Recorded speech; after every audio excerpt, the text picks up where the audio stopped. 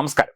തിരുവിതാംകൂർ ദേവസ്വം ബോർഡിലെ 95% ആളുകളും, അതായത് ജീവനക്കാരായാലും ബോർഡംഗങ്ങളായാലും മറ്റ് ഉയർന്ന ഉദ്യോഗസ്ഥരായാലും ഒക്കെ തന്നെ അവരൊക്കെ കള്ളന്മാരാണ് അല്ലെങ്കിൽ കൊള്ളക്കാരാണ് എന്നാണ് ദേവസ്വം മുൻ വിജിലൻസ് ഓഫീസർ വി ഗോപാലകൃഷ്ണൻ എന്ന ഉദ്യോഗസ്ഥൻ കഴിഞ്ഞ ദിവസം ഏഷ്യാനെറ്റ് ന്യൂസിന്റെ ഒരു ചർച്ചയിൽ പറഞ്ഞത്.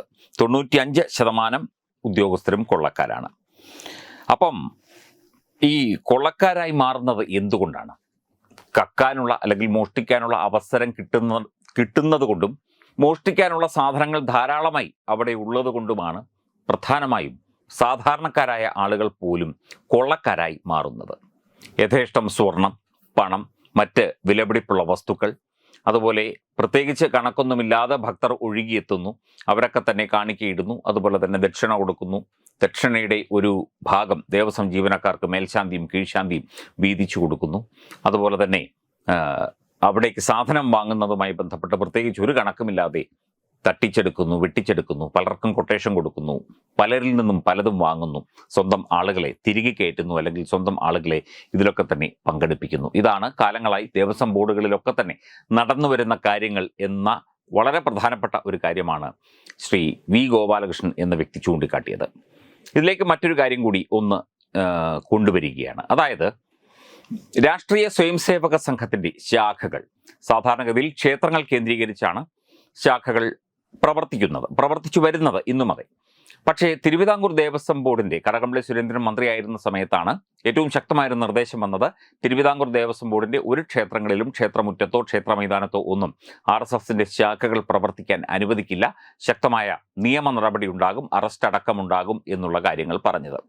കുറേ ശാഖകളൊക്കെ അതുകൊണ്ട് മറ്റ് സ്വയംസേവകരുടെ മുറ്റത്തേക്കും പറമ്പിലേക്കും അതുപോലെ പൊതു ഇടങ്ങളിലേക്കും ഒക്കെ തന്നെ മാറി. പക്ഷേ ശാഖകളുടെ എണ്ണം കുറഞ്ഞൊന്നുമില്ല, കൂടിയിട്ടേ ഉള്ളൂ.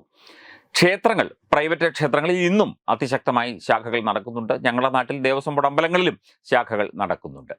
അപ്പം ഈ ക്ഷേത്ര മുതലുകൾ കൊള്ളയടിക്കുന്നതും അതുപോലെയുള്ള തോന്നിയാസങ്ങൾ കാണിക്കുന്നതും RSSന്റെയോ അതുപോലുള്ള സംഘടനാ സംവിധാനങ്ങളുടെയോ ശ്രദ്ധയിൽപ്പെടാതിരിക്കാൻ വേണ്ടിയിട്ട് ഇപ്പോൾ ശാഖ നടക്കുന്ന ഒരു സമയമാണെങ്കിൽ ചിലപ്പോൾ സായം ശാഖ, രാത്രിയിൽ ശാഖയുണ്ടാകും. അപ്പം എന്തെങ്കിലുമൊക്കെ മോഷ്ടിച്ചു കൊണ്ടുപോവുകയോ തലയിൽ ചുമന്നുകൊണ്ട് പോവുകയോ ഒക്കെ ചെയ്യുകയാണെങ്കിൽ ഈ സ്വയംസേവകർ കാണില്ല, എന്തിനാണ് കൊണ്ടുപോകുന്നത് എന്ന് ഭക്തരായവർ ചോദിക്കും.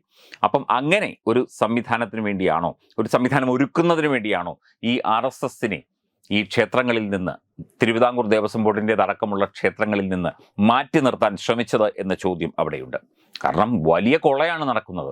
മഹാക്ഷേത്രങ്ങളിലടക്കം, ചെറിയ ക്ഷേത്രങ്ങളിലടക്കം ചെറിയ തോതിലുള്ള കൊള്ള, വലുതിൽ വലിയ തോതിലുള്ള കൊള്ളയാണ് നടക്കുന്നത്. അപ്പം രാഷ്ട്രീയ സ്വയംസേവക സംഘത്തെ ക്ഷേത്രങ്ങളിൽ നിന്ന് അകറ്റി നിർത്തി ഈ കൊള്ള സങ്കേതങ്ങളാക്കി മാറ്റാനുള്ള ഒരു ശ്രമത്തിൻ്റെ ഭാഗമായിരുന്നു ആ ഒരു നടപടി എന്ന് ഒന്ന് ചോദിച്ചു പോവുകയാണ്. അപ്പം നമ്മുടെ ഒരു സുഹൃത്ത് എഴുതി ചോദിച്ചതാണ് കേട്ടോ. തങ്ങളുടെ തൊഴിലെടുപ്പിന് വിഘാതമാവും എന്ന് മനസ്സിലാക്കിയാണ് ദേവസ്വം ക്ഷേത്രങ്ങളിൽ RSS ശാഖകളെ വിലക്കിയത്. ഒരു വാർത്തയും അദ്ദേഹം കൊടുത്തിട്ടുണ്ട്. തിരുവിതാംകൂർ ദേവസ്വം ബോർഡിന്റെ ക്ഷേത്രങ്ങളിൽ RSSന്റെയും തീവ്രാശയങ്ങൾ പ്രചരിപ്പിക്കുന്ന സംഘടനകളുടെയും കൂട്ടായ്മകളുടെയും ആയുധ പരിശീലനവും മറ്റും നിരോധിച്ചു എന്നാണ് പറയുന്നത്. ക്ഷേത്രങ്ങളിലൊന്നും ആയുധ പരിശീലനം നടത്തുന്ന പരിപാടി RSSന് ഇല്ല.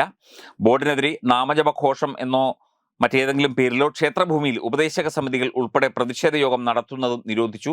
ഇത് ലംഘിച്ചാൽ നിയമ നടപടികൾ എടുക്കും. അതായത് അവനവന് തോന്നിയാസം കാണിക്കാനും അവനവന് കക്കാനും മോഷ്ടിക്കാനും അവനവന് തെണ്ടിത്തരം കാണിക്കാനും ഒക്കെയുള്ള സങ്കേതങ്ങളിലേക്ക് ഭക്തജനങ്ങളുടെ അല്ലെങ്കിൽ സ്വയംസേവകരുടെ, സന്നദ്ധ പ്രവർത്തകരുടെ ഒക്കെ തന്നെ സാന്നിധ്യം നിരോധിച്ചുകൊണ്ട് അന്ന് ഉത്തരവിറക്കിയത് ഇതിനു വേണ്ടിയല്ലേ എന്ന് തോന്നലല്ല, അതങ്ങനെ തന്നെയാണ് എന്ന് തീർച്ചയായിട്ടും നമുക്കൊക്കെ മനസ്സിലാകുന്നു.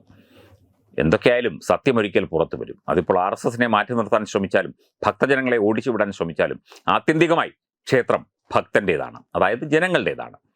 ഭക്തൻ്റെ ആ ക്ഷേത്രം, ഭക്തൻ അർപ്പിക്കുന്ന വഴിപാട്, ഭക്തൻ അർപ്പിക്കുന്ന കാണിക്ക, ഭക്തൻ ഭഗവാന് വേണ്ടി ചെയ്യുന്ന കാര്യങ്ങൾ, ഇതിലൊക്കെ കൈയിട്ട് വാരി കൊള്ള നടത്തി ഇങ്ങനെ സുഖിച്ചു വാഴാം എന്നുള്ള മോഹം എന്തായാലും വേണ്ട.